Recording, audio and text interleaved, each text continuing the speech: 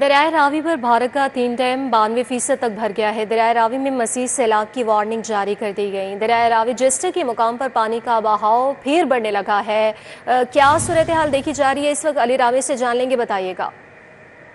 جی بالکل، محکمہ آباشی کی رپورٹ کے مطابق اس وقت جو بھارت کے اندر 3 ڈیم ہے وہ 92% جو ہے وہ فل ہو چکا ہے، اور اس پہ پی ڈی ایم اے کی طرف سے بھی وارننگ اور انتظامیہ کو الرٹ رہنے کی ہدایت جو ہے وہ جاری کی گئی، اور بتایا گیا ہے کہ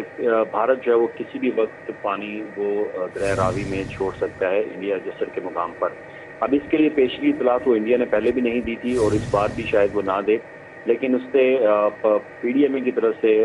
خاص طور پر محکمہ آباشی اور زرعی انتظامیہ کو الرٹ رہنے کی ہدایت جو ہے وہ جاری کر دی گئی ہیں کہ جسر کے مقام پر مزید پانی آنے کا خدشہ ہے، کیونکہ اگر 92% انڈیا کا 3 ڈیم جو ہے وہ فل ہو چکا ہے، وہاں پر بارشوں کی بھی اطلاعات ہیں تو بارشیں بہت زیادہ ہو رہی ہیں، تو ڈیفینیٹلی انڈیا پانی جو ہے وہ دریائے راوی کے اندر وہ ریلیز کرے گا،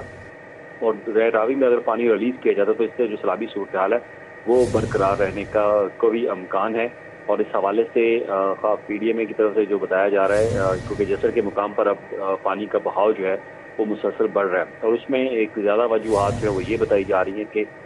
جو بارشیں ہو رہی ہیں اس وجہ سے پانی کا بہاؤ جو ہے اس میں مسلسل اضافہ دیکھنے میں آ رہا ہے، کیونکہ آج صبح ہی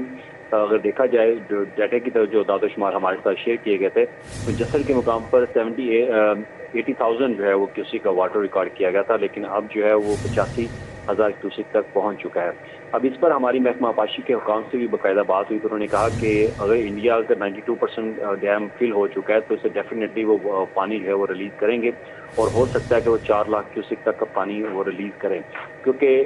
بارشیں وہاں پر رپورٹ ہوئی ہیں اور ایگزیکٹ ڈیٹا بارشوں کے حوالے سے ان کے پاس تو نہیں ہے، لیکن ان کے اپنے سورسز کے مطابق یہ 92% اگر فل ہوا ہے تو وہ ڈیفینیٹلی پانی ریلیز کرے گا۔ اب اس سے ہوگا کیا کہ دریائے راوی میں جو جسر اور راوی سائفن اور اس کے بعد